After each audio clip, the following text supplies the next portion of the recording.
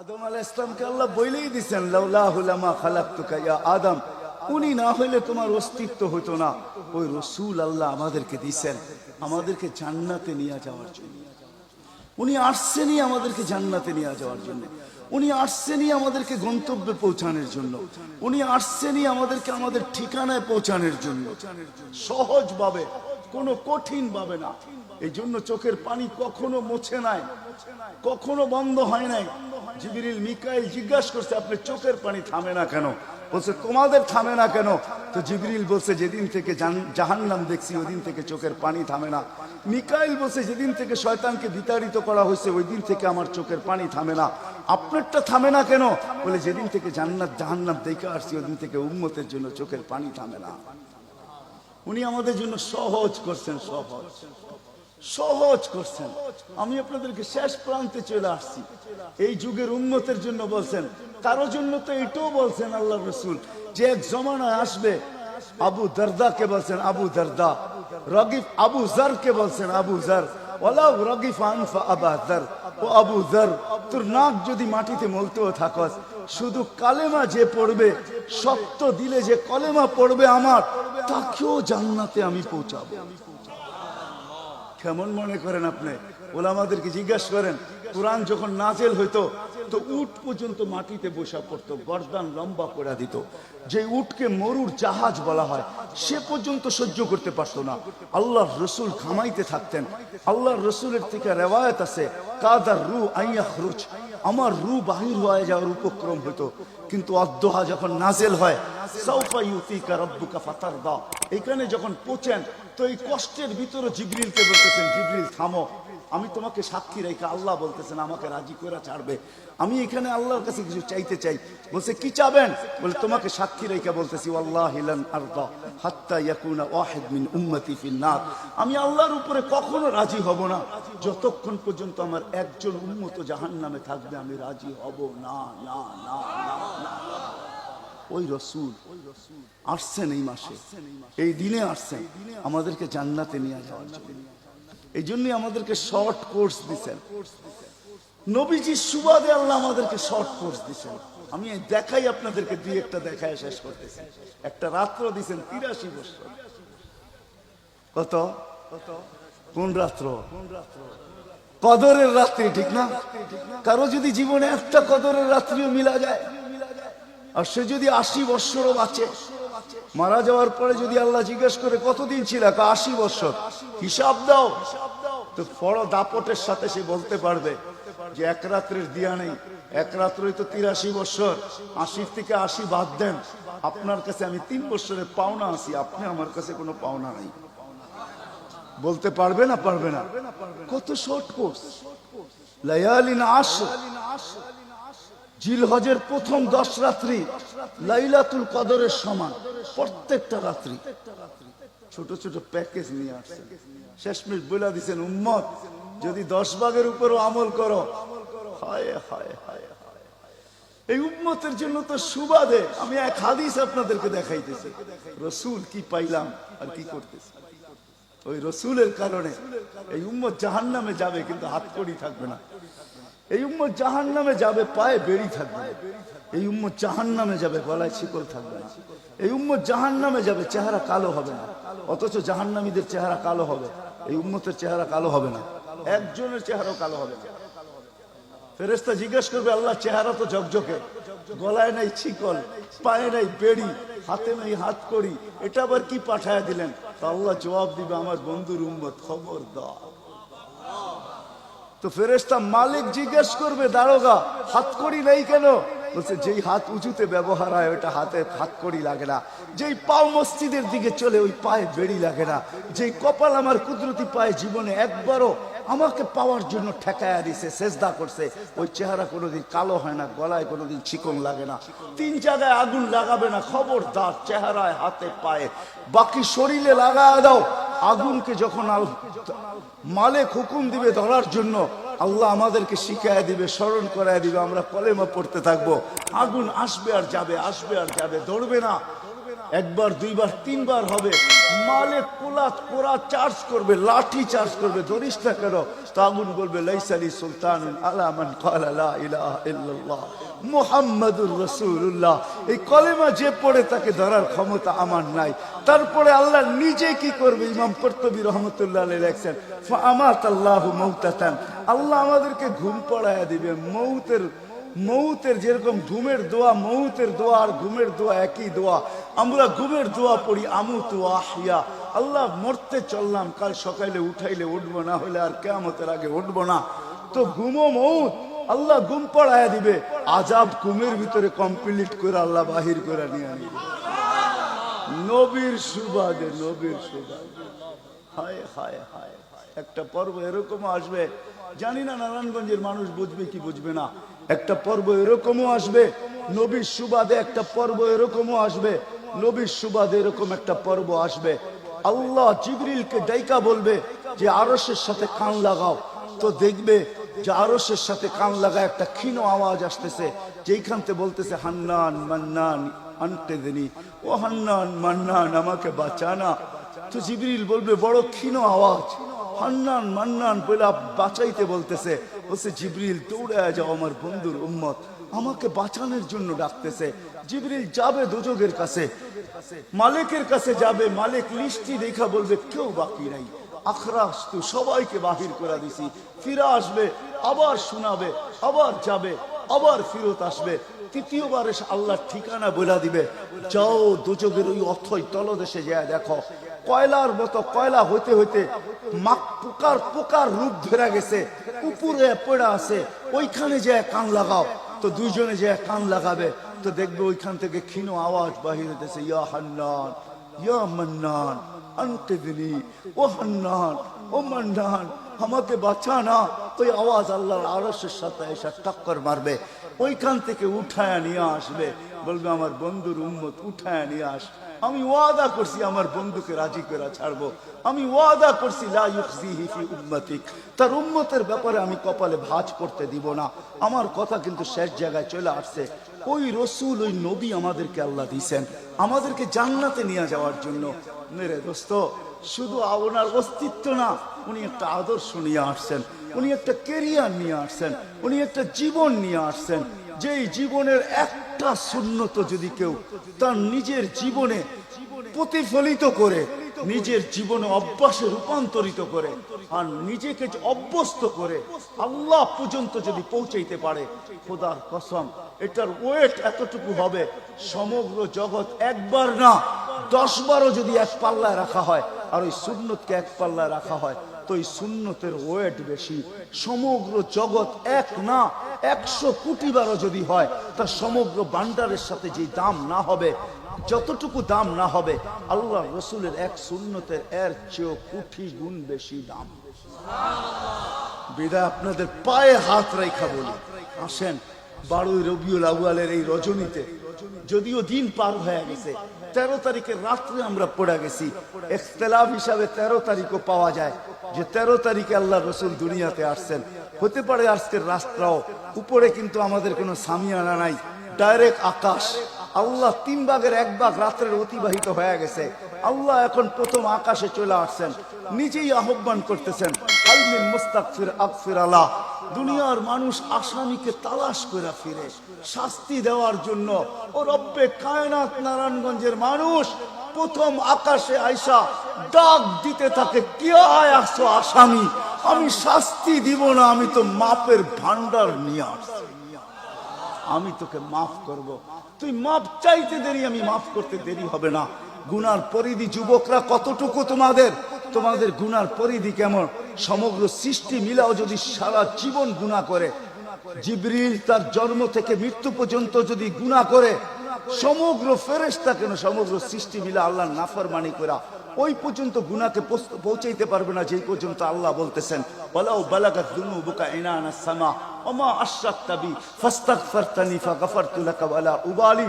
তোমাদের গুনাহ দিয়া যদি আমার আকাশের পরিধি পর্যন্ত ভেদ করে চলা যায়, একজনের গুনাহ, আমি তো বললাম সমগ্র সৃষ্টি মিলেও সম্ভব না, একজনের গুনাহ তো দূরের কথা, আমার আকাশের পরিধি ভেদ করে চলা যায়, তুমি মাপ চাইতে দেরি, আমি মাপ করতে দেরি করব।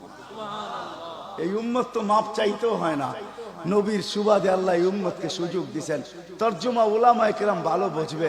আল্লাহ নিজেই বলে এই উম্মত যখন চিৎকার দিয়া মাথায় হাত দিয়া বসা পড়ে আর চিৎকার যখন দেয়, হায় আমি বুঝি শেষ হয়ে গেলাম, ফালাম্মা তায়াক্কানতা বিল বাওয়াত ওয়া যানানতা আন্নাকা মিন আহলিন নার মানাহতু ইলাইকা রিদওয়ানি ওয়াল্লাইতু ইলাইকা গুফরানি কুলতু লাকা লা তাহজান গফারতু লাকা যুনুবা ওয়াল আওসার ওয়া লিআজলিকা সাম্মাইতু নাফসি আল আজিজুল গফফার।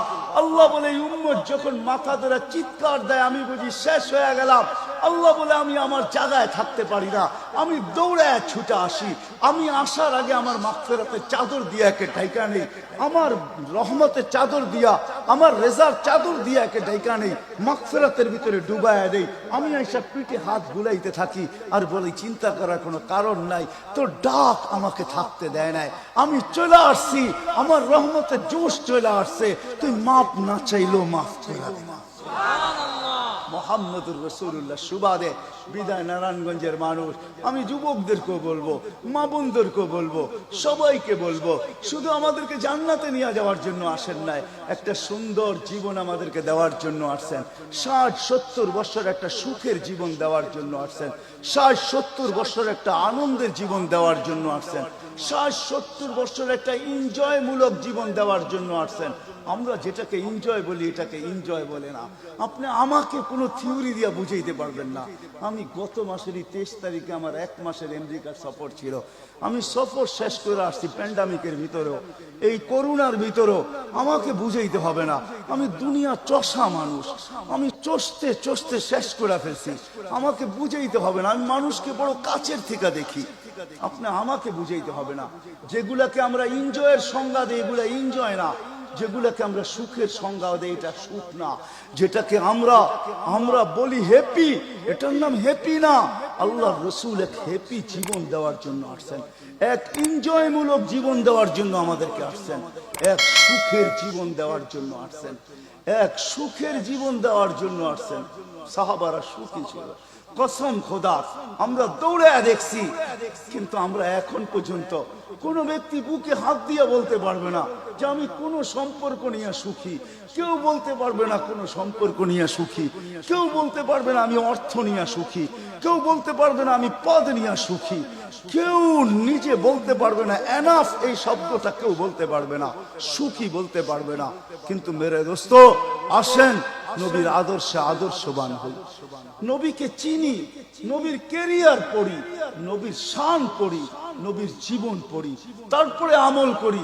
একটা সুন্নত ঘরে আমল করে দেখেন সবাই মিলা, ওই ঘরের ভিতরে আল্লাহ সুখের বন্যা বয়ে দিবে, বন্যা।